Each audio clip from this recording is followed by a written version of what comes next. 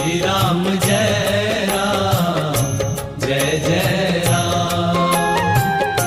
श्री राम जय राम जय जय राम। श्री राम जी की शक्ति स्वरूप एवं प्रिया स्वरूप वैष्णवी माता जी की महिमा सुनाने की कृपा करें। और भी लिखा है, गुरुदेव जी मुझे आपका शिष्य समझकर चरणों में प्रणाम स्वीकार करें। ठीक है भाई, स्वीकार किया।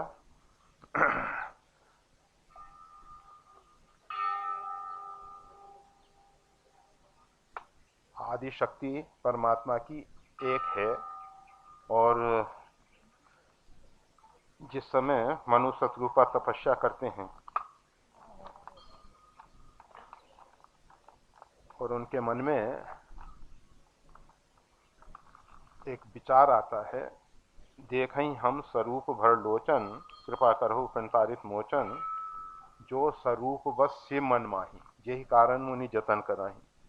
अगुण सगुण जही जिस ब्रह्म के विषय में निर्गुण और सगुण रूप में कहा जाता है, वो जो परमात्मा है। बैठ जाओ माता जी, बैठ जाओ। वो आपके लिए डोरी लगाई है, डोरी के अंदर बैठो, सीमा में। सीमा के बाहर गए, आपको मालूम है, सबको मालूम है, अपनी अपनी सीमा में रहना अच्छी बात। सीमा से जब बाहर चला जाता है इंसान, क्या होगा? अगर हम अपने राष्ट्र की सीमा को छोड़ के दूसरे की सीमा में जाएंगे, बंदी बना लिए जाएंगे। जो चाहेगा, जैसा चाहेगा वैसा व्यवहार करेगा। तो कभी भी अपनी सीमा का उल्लंघन नहीं करना चाहिए। परमात्मा ने हर एक व्यक्ति के लिए एक एक सीमा निर्धारित की, सीमा के बाहर नहीं। पर माता जी है तो हमारे जैसे ही हैं। चिकने घड़े पे कितना ही पानी चढ़ाओ, कोई फायदा, सब बह जाता है। चिपकता बिल्कुल नहीं है। निर्लिप्त भाव से पद्म पत्र मीमांसा, बड़ी ऊंची स्थिति है, बड़ी ऊंची। तो वैष्णवी माता जी परमात्मा की जो आदि शक्ति है, जो सृष्टि का सृजन, पालन और परावर्तन का कार्य करती है। जहां जहां सृष्टि में सृजन हो रहा है, पालन हो रहा है, परावर्तन हो रहा है, ये सब आदि शक्ति का ही कार्य है। वो जो भगवती जगदम्बा है, अनेक रूप में अनेक प्रकार की लीला करती है। वास्तविक में उसका कोई स्वरूप नहीं है, परंतु भक्तों के लिए, भक्तों की भावना से विशेष स्वरूप धारण करके वो प्रकट होती है। ये जो कटरा के पास वैष्णवी देवी का स्थान है, ऐसा कहा जाता है, एक देवी जो है परमात्मा श्री राम को अपना पति स्वीकार करके पति के रूप में पाने के लिए तपस्या करती, और भगवान श्री राम ने उनको आशीर्वाद दिया कि त्रेता में भगवान जो लीला कर रहे हैं, उस लीला में एक नारी व्रत, अर्थात भगवान श्री राम ने कुछ परंपरागत जो व्यवस्थाएं चली आ रही थी, उनमें त्रुटि देखी। जैसे एक पुरुष जो है अनेक विवाह करता था। महाराज दशरथ के अनेक पत्नियां थीं। वाल्मीकि रामायण में आता है कि 351 रानियां थीं। गोस्वामी तुलसीदास जी लिखते हैं कि 701, मतलब गीतावली रामायण में है। होता क्या था, पहले राजा से अच्छा संबंध बनाने के लिए दूसरे रजवाड़े जो हैं देखते थे कि चक्रवर्ती सम्राट है, इसके साथ अपने संबंध अच्छे रहें, तो अपनी बच्चियों को उनके साथ विवाहित कर देते थे, और वो फिर उनकी रानियों के रूप में शामिल हो जाती थीं, संख्या बढ़ जाती थी। महाराज दशरथ के साथ एक दूसरी समस्या थी माता कौशल्या के द्वारा केवल एक पुत्री को जन्म मिला, शांता। उसके बाद कोई पुत्र इत्यादि नहीं हुआ। शास्त्र की आज्ञा है कि पुत्र की अपेक्षा रखते हुए, कामना रखते हुए विवाह करना चाहिए, मतलब संतति उत्पत्ति के लिए विवाह करना चाहिए। तो वो एक शास्त्र की आज्ञा की ओट में महाराज दशरथ ने अनेक विवाह किए।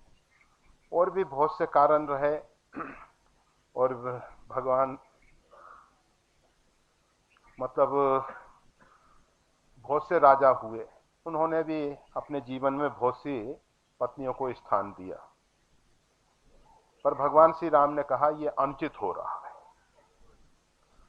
जब एक नारी अनेक पति नहीं करती है, और नहीं करना चाहिए, तो पुरुष का भी दायित्व हो जाता है, कर्तव्य हो जाता है कि अपनी पत्नी के अतिरिक्त किसी को भी पत्नी के रूप में न स्वीकार करे, माता बहन के रूप में आदर सम्मान करे, परंतु पत्नी के रूप में केवल अपनी पत्नी ही हो, और एकमात्र एक पत्नी ही हो। ऐसा नहीं कि अनेक पत्नी है। और भगवान श्री राम ने उसका आजीवन निर्वाह किया।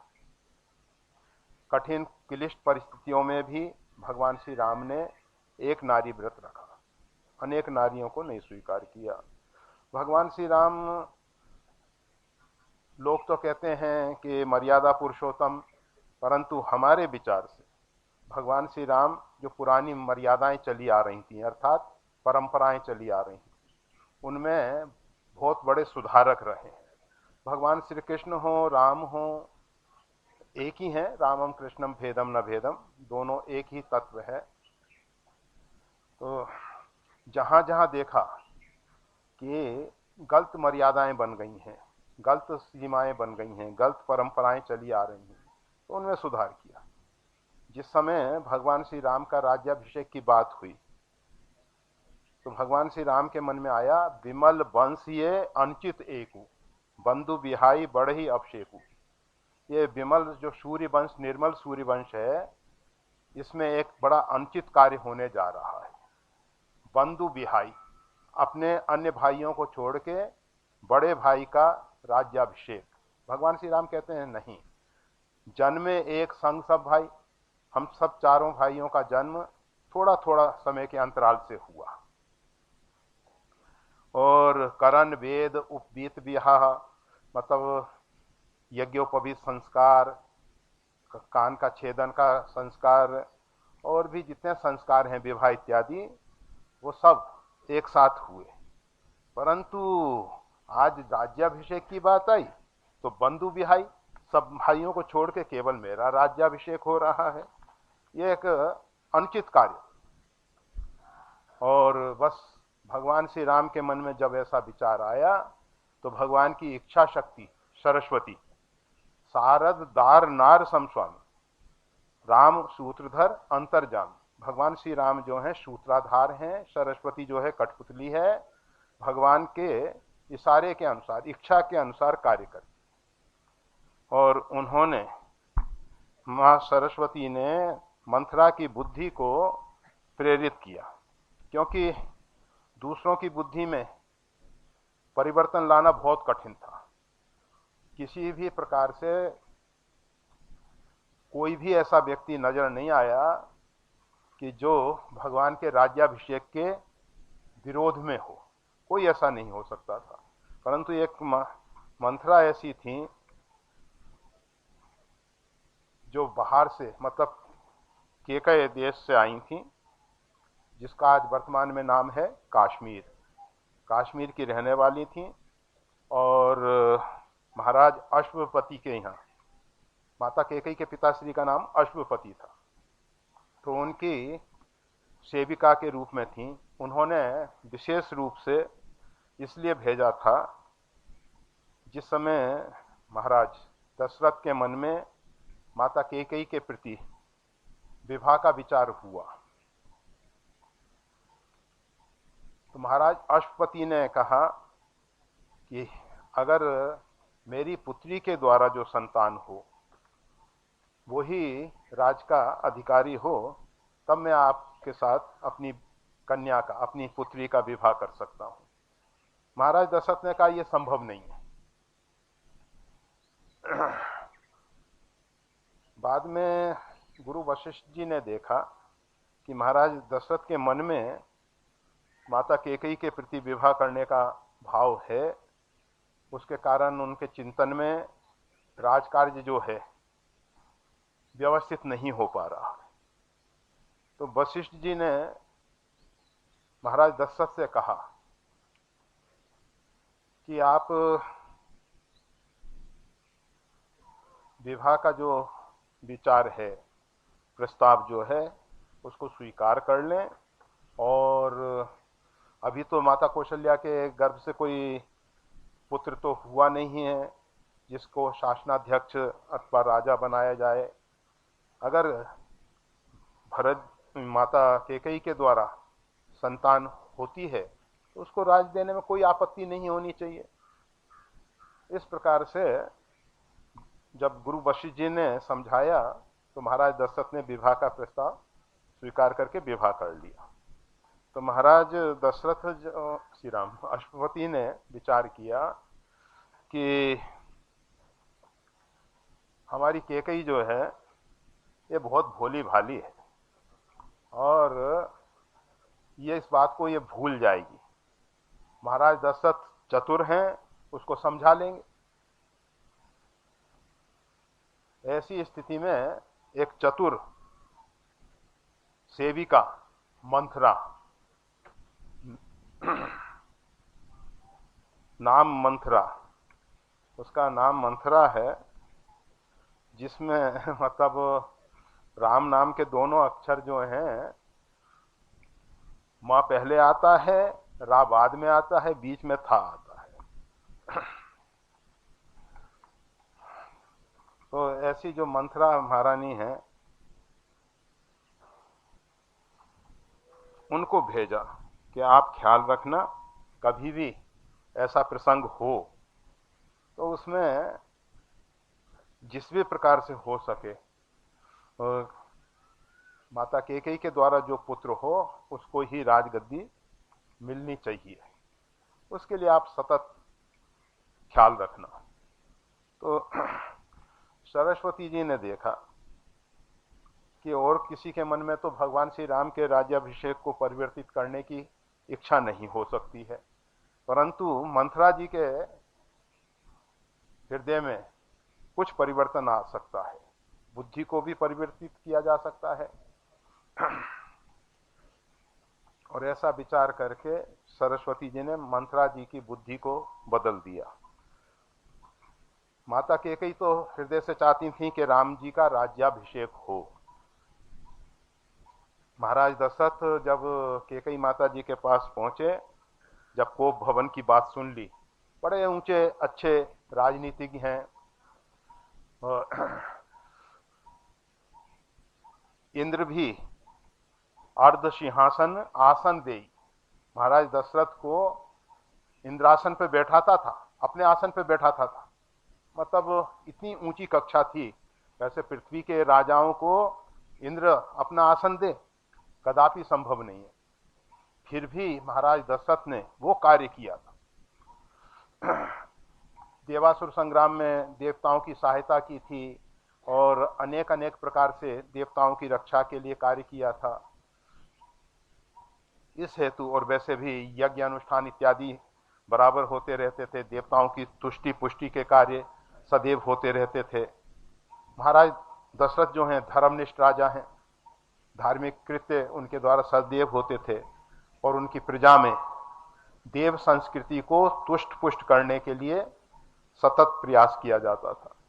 तो महाराज दशरथ जो हैं अच्छे राजनीतिज्ञ हैं। जब उन्होंने सुना कि माता कैकेयी अभी कोप भवन में हैं, तो उनके मन में विचार आ सकता था कि पता नहीं इस अवसर पे ये क्या मांग रखेंगी। ये कोप भवन मतलब ऐसा होता था पहले, जब अंतःपुर की रानियां जो हैं किसी विशेष मांग की इच्छा रखती थी या किसी कारणवश कुपित हो जाती थी, तो उनके लिए एक भवन विशेष बनाया जाता था जिसमें तोड़फोड़ की सामग्री न रहे। अगर वैसे अंतःपुर में रहेंगी तो राज वैभव है, बहुत कीमती मतलब साज सैया है, तो ऐसी स्थिति में उनकी तोड़फोड़ होगी, नुकसान बहुत हो जाएगा। तो इसलिए पहले से अभी भी ऐसा होना चाहिए, आंदोलनकारियों के लिए एक विशेष क्षेत्र बना देना चाहिए। आंदोलनकारी इस क्षेत्र में रह के ही आंदोलन करेंगे, रोडों पे आके बसों में आग नहीं लगाएंगे, रेल को नुकसान नहीं पहुंचाएंगे, ऐसा मतलब होना चाहिए। आंदोलन करने का तो अधिकार होना चाहिए, परंतु राष्ट्रीय संपत्ति को नुकसान पहुंचे वो अच्छी बात नहीं। तो इसलिए उसकी एक व्यवस्था दे देनी चाहिए। तो पहले के राजाओं ने एक कोप भवन का निर्माण किया था और वो अच्छी व्यवस्था थी। कोप भवन में जाके रानी अपना आंदोलन शुरू कर दे। तो माता कैकेयी जब कोप भवन में है तो महाराज दशरथ जानते थे कि इस समय ये क्या मांग सकती हैं, क्योंकि राम जी का राज्याभिषेक होने वाला है और ऐसी स्थिति में इनके मन में विचार आ सकता है। और ये भी उनको मालूम था कि महाराज अश्वपति को वचन दिया गया था, सब बातें जानते थे, परंतु उनको इतना आत्मविश्वास था कि माता कैकेयी जो हैं हमसे सदैव कहती रही कि मेरे पुत्र राम को ही राज्याभिषेक दिया जाए, मेरे पुत्र राम का ही राज्याभिषेक किया जाए। इसलिए महाराज दशरथ निश्चिंत होके गए और उन्होंने सोचा कि मैं पहले जाके ये समाचार दूंगा, इससे पहले कोई के द्वारा इनको समाचार मिला ही नहीं होगा, क्योंकि आज की ही बात है और आज ही राज्यसभा में घोषणा की गई है। तो महाराज दशरथ ने कहा, भामिन भयउ तोर मन भावा, आप जैसा चाहती थी वैसा हो रहा है, राम जी का कल राज्याभिषेक किया जाएगा। तो हम केवल ये बता रहे थे कि भगवान श्री राम ने अपने काल में बहुत सी जो सामाजिक व्यवस्थाएं चली आ रही थी, परंपराएं चली आ रही थी, गलत परंपराएं थी, उनको बदला। और भगवान श्री राम जिस समय प्रस्थान करते हैं अपने लीला का संवर्ण करने के लिए, उस समय चारों भाइयों की दो दो संतान थी और 8 पुत्रों को पूरे भारत के, उस समय भारत विशाल भारत था, कुछ कुछ भूभाग का राजा बनाया गया था, 8 राजा बनाए गए भगवान श्री राम के काल में। ऐसा नहीं कि उनके पुत्र केवल लव कुश को ही राज दिया जाए। भरत शत्रुघ्न और लक्ष्मण जी तो नहीं चाहते थे कि उनको राज मिले, परंतु उनके आने वाले जो संतान हैं उनके मन में तो विचार हो ही सकता था। इस हेतु भगवान श्री राम ने अपने काल में ही चारों भाइयों की संतान को राज का विभाजन करके, बंटवारा करके और उनका राज सौंप दिया था। अयोध्या का राज किसी को नहीं दिया गया था, अयोध्या के राजा हुए हनुमान जी महाराज। भगवान श्री राम तो अयोध्या का राजा किसी को नहीं बनाए, संपूर्ण अयोध्यावासी, वृक्ष वनस्पति कीट पतंग सब भगवान श्री राम के साथ भगवान के धाम पधार गए। अयोध्या उस समय उजाड़ हो गई थी, पूरी उजाड़ हो गई थी। बाद में ये अयोध्या, वो तो एक लंबा इतिहास है, हम तो वैष्णवी देवी की थोड़ी बात कर रहे हैं। तो वैष्णवी देवी जो हैं भगवती, भगवान श्री राम को पति रूप में पाने के लिए तपस्या करती थी। तो भगवान श्री राम ने प्रकट होकर आशीर्वाद दिया और कहा कि मैं इस राम रूप में आपकी ये इच्छा पूरी नहीं कर सकता हूं, फिर भी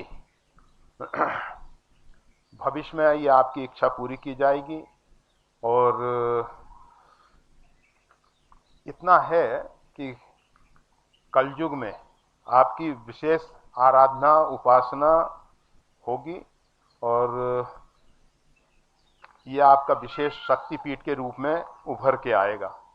ये वैष्णवी देवी जो है 52 शक्तिपीठ में नहीं है, परंतु जिस प्रकार से 12 ज्योतिर्लिंग में अमरनाथ जी नहीं है, फिर भी अमरनाथ जी की महिमा जो है बहुत अधिक दिखाई दे रही है और बहुत अधिक तीर्थयात्री उनके प्रति आकर्षित होकर जाते हैं। इसी प्रकार से माता वैष्णवी देवी के प्रति बहुत अधिक लोगों का आकर्षण है और सब जाते हैं, तो वो भगवान श्री राम के आशीर्वाद से हैं। अब लीला करने के लिए वो जो भैरव जी हैं वो एक निमित्त बन गए और वहाँ भैरव जी का भी दर्शन करने के लिए जो वैष्णवी देवी के दर्शन करने जाते हैं तो ऊपर भैरव जी का स्थान है, वहाँ उनके दर्शन करने के लिए भी जाते हैं। वो निमित्त बन गए और माँ भगवती की कुछ लीला प्रकट हो गई। उस समय से फिर, क्योंकि हम सब भारतीय जो हैं, जहाँ परमात्मा का कुछ सगुण साकार स्वरूप देखते हैं, कुछ सगुण साकार लीलाएं देखते हैं, तब उसके प्रति आकर्षित होते हैं। और जिन स्थानों पे चाहे बाला तिरुपति जी हों, वैष्णवी देवी हों, जितने भी भगवान के धाम हैं, श्रीरंग धाम है, रामेश्वरम है, कन्याकुमारी है, इन सब में भगवान ने कुछ सगुण साकार रूप में लीलाएं प्रकट की हैं। और आज भी अनेक भक्त उनकी लीलाओं से आकर्षित होकर उनके साथ जुड़ रहे हैं। जिन मंदिरों में भगवान की वो लीलाएं प्रत्यक्ष नहीं देखी जाती हैं, वो स्थान विशेष उतने जागृत नहीं हो पाते। तो ये माता वैष्णवी जी की, अब वैष्णवी देवी हैं, बहुत सी जगह वैष्णवी देवी के मंदिर बनाए जा रहे हैं, परंतु लोग भ्रमवश वैष्णवी देवी जी का नव दुर्गा के रूप में, मतलब जो अष्टादश भुजा वाली 18 भुजा वाली जो हैं दुर्गा जी, उनका स्वरूप उनको मान बैठे हैं। वो उनका स्वरूप नहीं है। वैष्णवी देवी का स्वरूप जो है, आप सब बहुत से स्थानों पे, हरिद्वार में वैष्णवी देवी का माता मनसा देवी के साथ एक मंदिर है, वहाँ माता जी का दर्शन कर सकते हैं, वैष्णवी देवी का जो स्वरूप होना चाहिए।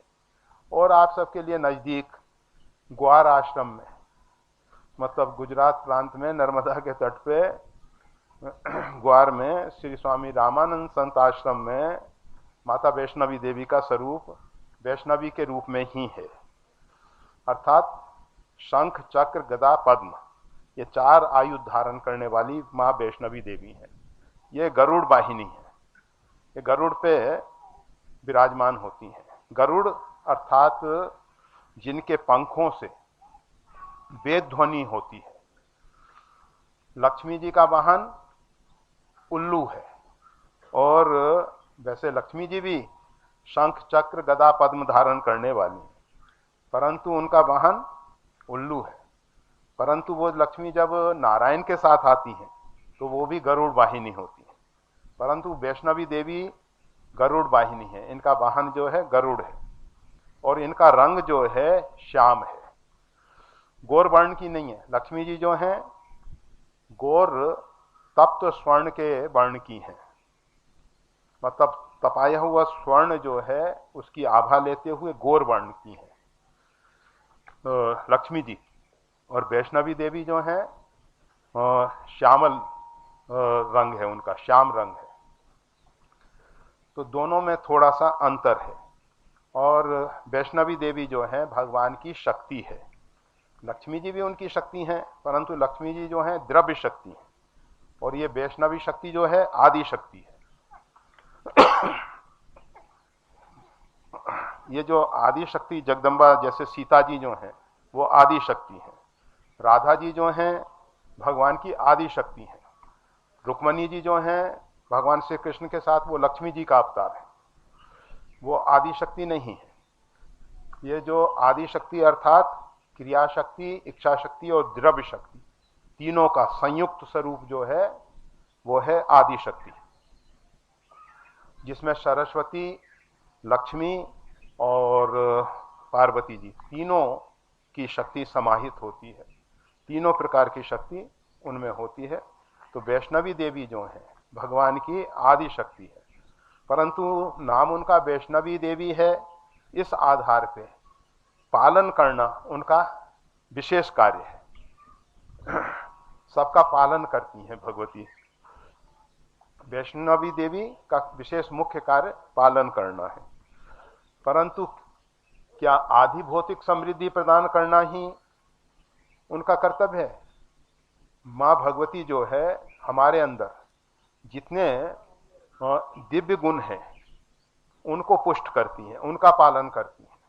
जो बीज रूप में हमारे सद्गुण हैं उनको विकसित करती हैं, और विशेष कार्य उनका यह है परमात्मा के साथ जीव का संबंध जोड़ के जीव को परमात्मा तक पहुंचाने का कार्य। उसमें जिस प्रकार के बल की आवश्यकता होती है, उपनिषद कहता है बलहीन व्यक्ति जो है आत्मलाभ की प्राप्ति नहीं कर सकता है। अगर किसी व्यक्ति को आत्मलाभ की प्राप्ति करनी है तो उसको वैष्णवी देवी की आराधना करनी चाहिए, अथवा सीता जी की आराधना करनी चाहिए, अथवा राधा जी की आराधना करनी चाहिए। ये सब माता जी के सौम्य स्वरूप है, शांत स्वरूप है। दुर्गा जो है उग्र स्वरूप है। माता दुर्गा जी को मदिरा का भी समर्पण किया जाता है, क्योंकि दुर्गा सप्तशती में आता है। माता जी कहती हैं ठहर ठहर, अभी थोड़े मेरे को मधुपान कर लेने दे। यह क्यों? क्योंकि मां भगवती जगदम्बा बहुत कोमल हृदय वाली है। आप सब जानते हैं माता जायते पुत्रो जायते कुपुत्रो, माता कुमाता न भव। तो माता कभी अपने पुत्र का वध नहीं कर सकती। कुछ माताएं ऐसी हैं जैसे सर्पनी अपने बच्चों को खा जाती है, और बिल्ली भी और कुत्ते में भी कभी कभी जब प्रजनन होता है, बच्चों को जन्म दिया जाता है, तो उसके बाद उनको बहुत क्षुधा होती है, भूख होती है। उस समय उनको कुछ खाने को ना मिले तो कभी कभी बच्चों को खा जाती है, पर सर्पनी तो बच्चों को खाई जाती है, और उससे जो बच गए वही बच्चे हैं, और जो भाग गए इधर उधर वो बच जाते हैं, नहीं तो अधिकांश को वो खा जाती है। हाँ, एक बीछी, ये जो बिच्छू होता है ना, तो एक बीछी जो है इसके बच्चे इसकी मां को खा जाते हैं। और प्रकृति के बड़े विचित्र खेल हैं। जो नहीं देखा नहीं सुना जो मन हो न समाए। प्रकृति ने ऐसे ऐसे खेल रच रखे हैं जो ना तो बहुत बार देखने को मिलता है, ना समझने में आता है, जो मन में भी नहीं आता है। ऐसे भी विधाता के खेल हो रहे हैं प्रकृति में। हर एक व्यक्ति नहीं जानता, परंतु जानने वाले जानते हैं कि बीछी के बच्चे उसको खा जाते हैं।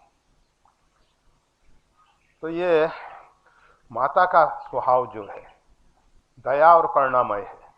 तो माता जी ने, दुर्गा जी ने विचार किया कि अपने पुत्र का ही वध करना है, तो बुद्धि को भ्रमित करने वाला मादक द्रव्य है मदिरा। आप जानते हैं रावण ने कुंभकर्ण को जगाया।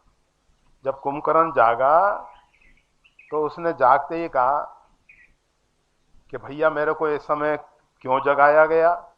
अभी तो मेरा 6 महीने पूरा नहीं हुआ था, बीच में क्यों जगा दिया गया?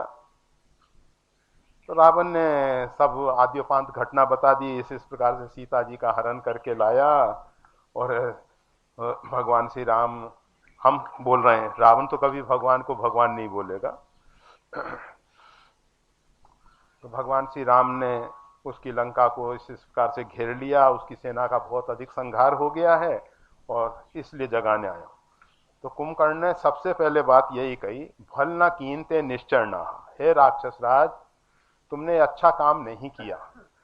जगदम्बा हरियान, तुमने आदि शक्ति जगदम्बा का अपहरण किया, उसकी तुमको उपासना करनी चाहिए, मातृभाव से उसकी सेवा करनी चाहिए थी, तुम उस जगदम्बा का अपहरण करके आ गए, ये तुमने बहुत अनुचित कार्य किया है, अब तुम व्यर्थ ही मेरे को क्यों जगाए।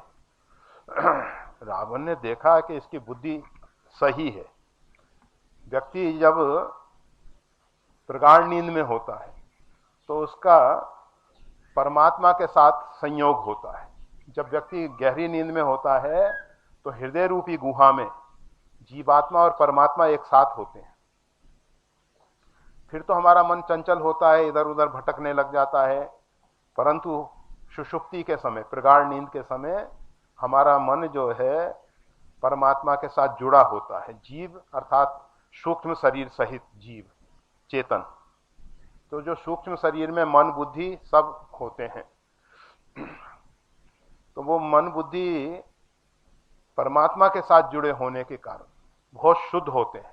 इसीलिए हमारे यहाँ ये जो ब्रह्म मुहूर्त में उपासना की बात की जाती है कि प्रातःकाल सूर्योदय से 3 घंटे पहले ब्रह्म मुहूर्त माना जाता है, उस समय ब्रह्म मुहूर्त में उठ के साधना करनी चाहिए। उस समय हमारा मन जो है बहुत अधिक शांत होता है, निर्मल होता है, क्योंकि लंबे समय से जितनी देर हम प्रगाढ़ नींद में रहे हैं उतने समय से हम परमात्मा के सानिध्य में रहे, परमात्मा के साथ रहे, इसलिए हमारे मन में पवित्र विचार होते हैं। ये तो जैसे जैसे सूर्य आगे आते हैं वैसे वैसे हमारी बुद्धि फिर बदलने लगती है, इसलिए सूर्योदय से 3 घंटे पहले उठ जाना चाहिए। और उठ के पुराने समय के हिसाब से कहें तो 7 घड़ी पूर्व अरुणोदय काल माना गया है। 1 घड़ी होता है 24 मिनट का, तो इस प्रकार से 7 घड़ी पूर्व हमको उठ जाना चाहिए और स्नान इत्यादि करके शरीर का मल इत्यादि दूर करके भगवान के ध्यान पूजा इत्यादि में लग जाना चाहिए। तो रावण ने देखा कि कुंभकर्ण अभी जागा है और इसकी बुद्धि बहुत सही है, कहीं ये ऐसा ना हो विभीषण जैसे भगवान के शरणापन्न हो जाए। ऐसा विचार करके रावण मांगे कोट घट मद और महीख अनेक। रावण ने तुरंत कहा, भैया अभी तू उठा है, पहले ये ब्रेकफास्ट ले ले, युद्ध के बाद फिर लंच, पहले सबसे पहले ये बाल भोग कर लो। हमारे यहाँ साधु भाई कहते हैं बाल भोग। तो रावण ने सोचा कि रावण बहुत 10 सिर वाला है, बहुत बुद्धि है उसमें, परंतु उस बुद्धि का दुरुपयोग करने वाला है। इसीलिए कुछ लोगों ने 10 सिर के ऊपर एक और सिर और लगा दिया गधे का, मतलब बुद्धि का सदुपयोग नहीं किया गया। जो रावण के पुतले बनते हैं जलाने के लिए, उसमें एक सिर गधे का लगा देते हैं। जिस प्रकार से गधे के ऊपर कितने ही वेद पुराण इत्यादि को लाद दिया जाए, उसके लिए क्या है, बोझ है, वो उन दिव्य ग्रंथों को बोझ के रूप में ढोता है। इसी प्रकार से रावण जो है विद्या को बोझ के रूप में, विद्या बिन विवेक उपजाए, विद्या का सही उपयोग क्या है, विवेक उत्पन्न करना। अगर विद्या के द्वारा विवेक उत्पन्न नहीं होता है तो विद्या जो है हमारे लिए बोझ बन जाएगी। केवल श्रम हाथ लगेगा, जो हमने पढ़ने में श्रम किया है, तो जितने वर्ष तक हम पढ़ाई में समय बिताए हैं वो केवल श्रम के रूप में जाएगा। विद्या का फल विवेक, विवेक होना चाहिए। तो रावण में विवेक का अभाव है, परंतु बुद्धि तो बहुत थी उसमें। तो रावण ने विचार किया कि इसकी बुद्धि को भ्रमित करने के लिए सबसे अच्छा उपाय क्या है। इसकी बुद्धि जो सात्विक है यह कहीं भगवान की शरण में ना चला जाए, इसलिए रावण मांगे कोटि घट। रावण ने करोड़ों घड़े मदिरा के मंगाए और भैंसे का मांस, बकरे का मांस और अनेक प्रकार के मांस मंगाए, क्योंकि मांस और मदिरा ये 2 ऐसी चीजें हैं जो बुद्धि को बहुत जल्दी खराब कर देते हैं। मानव के लिए प्रकृति ने मांसाहार नहीं बनाया है। हमने अनेकों बार स्पष्ट किया है, हमारे शरीर की जो आंतें हैं उनमें जो रस बनता है, बहुत से जीव जंतु प्रकृति ने ऐसे बनाए हैं, जैसे अजगर है। अजगर मृग को, हिरण को सीधे निगल जाएगा, उसके अंदर ऐसा रस है कि वो सब गला देगा, सब गला देगा। तो हमारे जो शाकाहारी प्राणी हैं, प्रकृति ने शाकाहारी प्राणियों के शरीर की जो रचना की है, जैसे गाय है, हिरण है, घोड़ा है, हाथी है, ये सब शाकाहारी हैं। बहुत से लोगों के मन में भ्रम है कि मांसाहार से ताकत आती है, परंतु वो भ्रांत धारणा है।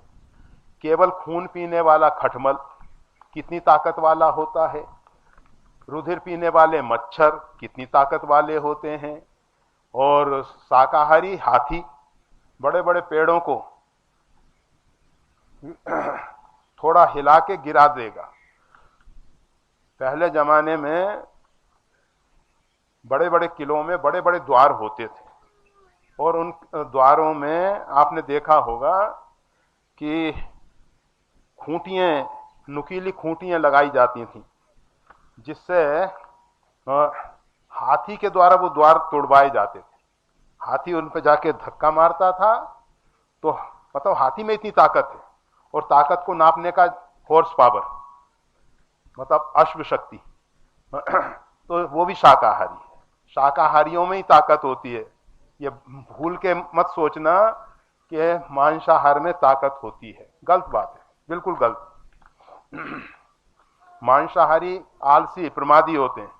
शेर खा लेगा, पड़ा रहेगा 24 घंटे तक, जब तक कोई काम नहीं करेगा, जब तक फिर भूख नहीं लगे। परिश्रम नहीं करना चाहता शेर, सीधे आक्रमण करके, और हाथी सुबह से शाम तक परिश्रम करता।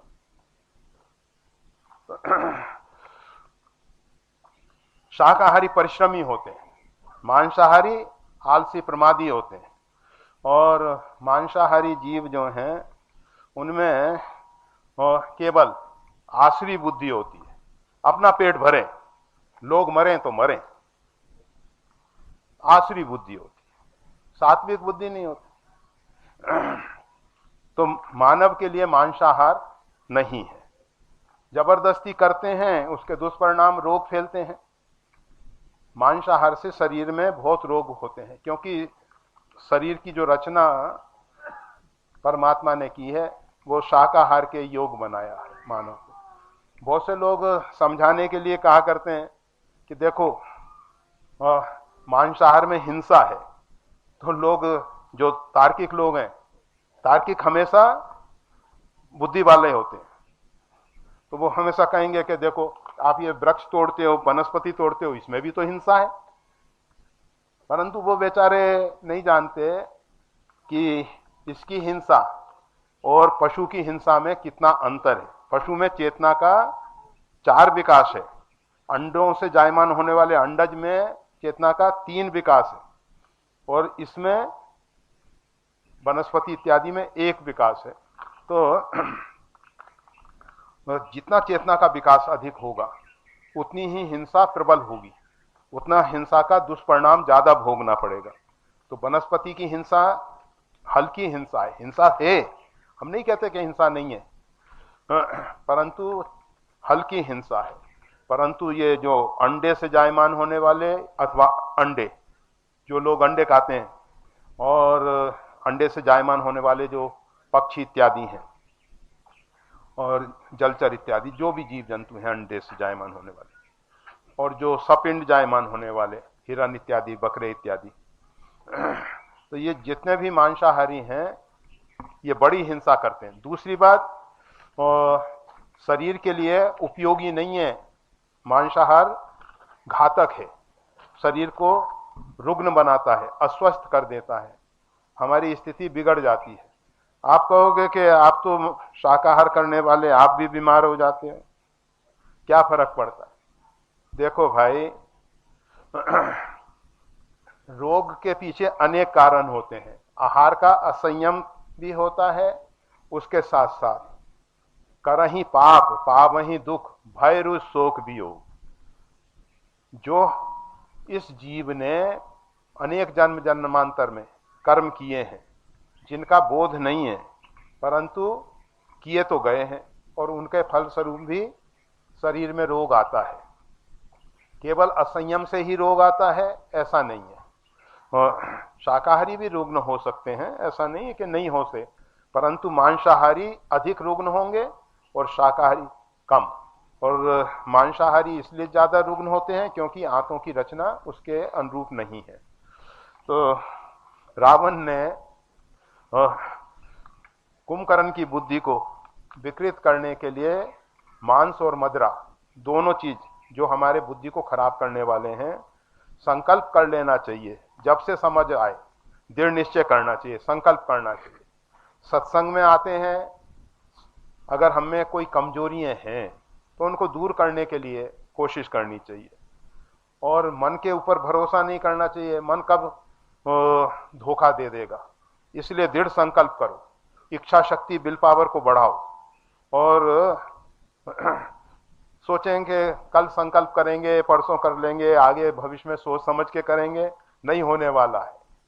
सत्संग में बैठे हैं, बुद्धि साफ है, शुद्ध है, उसी समय संकल्प कर लो कि जीवन में कभी भूल के भी मांस मदिरा का सेवन नहीं करेंगे, कभी नहीं करेंगे। अगर कोई करता हो तो, और नहीं करता है तो भी संकल्प कर ले कि भविष्य में कभी नहीं करेंगे। कभी भी किसी प्रकार से कुसंग के कारण अथवा कोई ऐसी परिस्थिति बन जाए, जैसे पहले कभी कभी भयंकर दुष्काल पड़ जाते थे, और दुष्काल पड़ने पे लोग वनों की शरण लेते थे, और वनों में दावानल इत्यादि लगने से पशु जल के मर जाते थे, तो उनका मांस खाने लगे। और इस प्रकार से मांसाहार ने मानव के जीवन में प्रवेश किया। नहीं तो पहले जो शुरू का मानव था, आदि मानव, और वो वन के कंद मूल फल इत्यादि ग्रहण करके रहता था। ये तो बाद में मानव मांसाहार का सेवन करने लगा। पहला मानव जो है, आदि मानव, सतयुग का मानव, मांसाहारी नहीं था। हाँ, तो फिर हम बता रहे थे कि भगवती ने, जो दुर्गा सप्तशती में आता है कि ठहर ठहर मेरे को थोड़ा मदिरा पान कर लेने दे, तो भगवती ने विचार किया कि अपने पुत्रों की हत्या करनी है, अपने पुत्रों को मारना है, बड़ा कठिन है, ये तो संभव नहीं है। तो अपनी बुद्धि को विकृत करने के लिए मदिरा पान किया है। अब हम माता जी को जब मदिरा का भोग लगाएंगे तो उसका क्या परिणाम होगा? माता जी की बुद्धि कैसी हो जाएगी, और उसका परिणाम फिर हमको मिलेगा। जैसे उज्जैन में महाकाल को भोग लगाते हैं, ये महाकाल को नहीं, काल भैरव को, काल भैरव के यहाँ जाके मदिरा का भोग लगाते हैं। तो ये जब कभी हम भगवती के यहाँ मदिरा चढ़ाएंगे तो माता जी जो हैं उनकी बुद्धि ऐसी हो जाएगी कि इस दुष्ट बदमाश को अच्छे ढंग से दंडित करूं। तो जो भी ऐसा करने वाले लोग होंगे उनको समझ लेना चाहिए कि माता जी से कोई लाभ नहीं मिलने वाला। अगर हम शुद्ध सात्विक पदार्थों का माता जी को समर्पण करेंगे, अच्छे ढंग से भोग लगाएंगे, तो माता जी दया करुणा करके हमारे अपराधों को क्षमा कर देंगे। और क्योंकि कोई भी जीव ऐसा नहीं है जिसने अपराध नहीं किए हों, अपराध तो सबसे होते हैं, कार्य रूप में अथवा कारण रूप में अपराध ही सब हैं। तो ऐसी स्थिति में माता जी को जब हम शुद्ध सात्विक चीजों का समर्पण करेंगे तो माता जी हमारे ऊपर दया करके क्षमा कर देंगी हमारे अपराधों को। और जब हम माता जी को मदिरा का भोग लगा देंगे तो माता जी फिर तो कहेंगी, अच्छा तुमने ऐसे ऐसे दुष्कर्म किए हैं, लो इसका फल, और उठाएंगी अपना त्रिशूल, और उनका जो शेर है वाहन, वो भी देखता रहता है कि हमारी स्वामिनी जो हैं वो इसको दंड देना चाह रही हैं, तो वो भी अपने पंजे और मुख से प्रहार कर देगा। तो इसलिए सावधान हो जाना चाहिए, कभी भी भूल के भी माता जी के मांस मदिरा इत्यादि चीज नहीं चढ़ानी चाहिए, पशु बलि नहीं देनी चाहिए, ऐसा भूल के नहीं करना।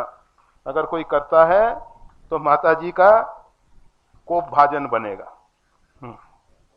और ये तो वैष्णवी देवी की बात चल रही थी, तो माँ भगवती वैष्णवी तो कभी भी इन चीजों को देखना भी नहीं चाहती, सुनना भी नहीं चाहती हैं।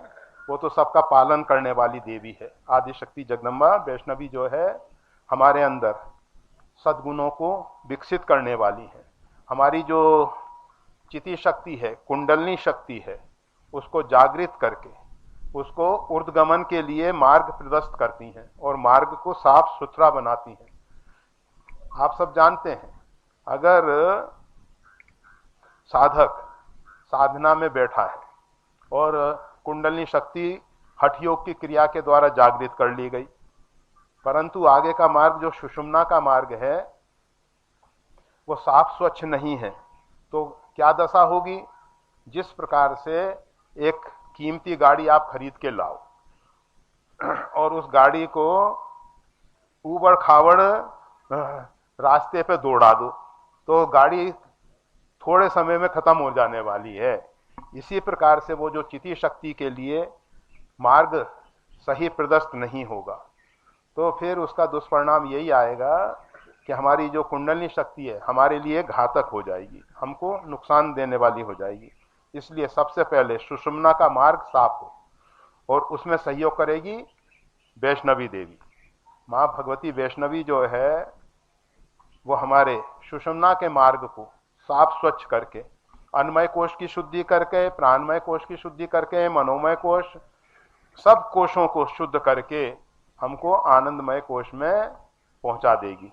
तो ये सब कार्य जो है माँ भगवती वैष्णवी का है। तो माँ भगवती वैष्णवी हमारे अंदर जो सुषुप्त शक्तियां हैं उनको जागरण का भी काम करती हैं, और जो हमारे सुषुम्ना का मार्ग है उसको निर्मल बना के जो सहस्त्रार में परमात्मा का निवास है, शिव शक्ति का योग होता है, जीव जो है पूर्णत्व की प्राप्ति कर लेता है। जब तक हम पूर्णत्व की प्राप्ति नहीं करते हैं तब तक हम भिखमंगे हैं, हमारे अंदर खालीपन है। हम इधर उधर भटकते रहते हैं कि इससे ये प्राप्त हो जाए, इससे ये प्राप्त हो जाए, इससे ये प्राप्त हो जाए। क्यों? क्योंकि हमारे अंदर खोखलापन है, खालीपन है। तो माँ भगवती हमको पुष्ट कर देती है, मतलब हमारे अंदर जो परमात्मा का सहस्त्रार में स्थान है उस पर पहुंच के जीव को पूर्णत्व की प्राप्ति कर देती हैं। जीव जो है अपने आप में पूर्ण हो जाता है, और पूर्ण होने के बाद पूर्ण काम होता है, आप्त काम होता है, फिर उसको कोई कामना नहीं रहती। मनते सकल वासना भागी, केवल राम चरण लय लागी। बस केवल भगवान के श्री चरणों में अनुराग होता है, प्रेम होता है। तो वैष्णवी देवी का मुख्य कार्य है कि जितने वैष्णव हैं अर्थात भगवान के सात्विक भक्त हैं। भक्त तो अनेक प्रकार के हैं, कोई राजसी है, कोई तामसी है, परंतु जो सात्विक भक्त हैं उन सबको परमात्मा तक पहुंचाने का कार्य है माता वैष्णवी देवी का। परंतु हम सब लोग माता जी की महिमा को न जानने के कारण हम सब माता जी के द्वार पे भी जाके यही लौकिक सांसारिक वासनाओं की पूर्ति के लिए माँ से निवेदन करते हैं, माता जी कृपा करके जीव को पूर्णत्व प्रदान करने वाली। और हम उनके यहाँ जाके छोटी छोटी वस्तुएं मांगते हैं कि बेटे का ब्याह हो जाए, संतान हो जाए, धन संपत्ति वैभव हो जाए, तो हम ठगे जाते हैं। हमने जो याचना की माता जी वो हमारी झोली में डाल देती हैं, परंतु जितना बड़ा लाभ मिलना वाला था, पलट सुधाते 60 बिसले ही, नर्तन पाई विषय मन दे। गोस्वामी तुलसीदास जी कहते हैं मानव शरीर पाके जो विषयासक्त हो रहा है और उसकी वो दयनीय स्थिति है कि अमृत को छोड़ के विष का सेवन कर रहा है। इस मानव शरीर से अमृत स्वरूप परमात्मा को पाना है, भक्ति को पाना है। भक्ति कैसी है? सा अमृत स्वरूपा, भक्ति जो है अमृत स्वरूप है। तो वैष्णवी देवी जो है भक्ति प्रदान करने वाली है, भगवान की भक्ति अमृत देने वाली है। और हम क्या चाह रहे हैं? विष चाह रहे हैं, संसार के विषयों की पूर्ति अर्थात विष। अब हमको विचार करना है, इसीलिए कहा जाता है कि भगवती जो है विवेक देती हैं। पहले ही बताया गया, गरुड़ अर्थात वेद उनके पंखों की ध्वनि से प्रकट होते हैं, वेद ध्वनि होती रहती है, सद असत का विवेक होता है। तो बस माँ भगवती जगदम्बा वैष्णवी देवी हमको विवेक देती हैं, सद्बुद्धि देती हैं, परमात्मा से मिलने के लिए चिति शक्ति को जागृत करती हैं, हमारे अंदर की सुषुप्त शक्तियों को जागृत करके परमात्मा तक पहुंचाती हैं और जीव को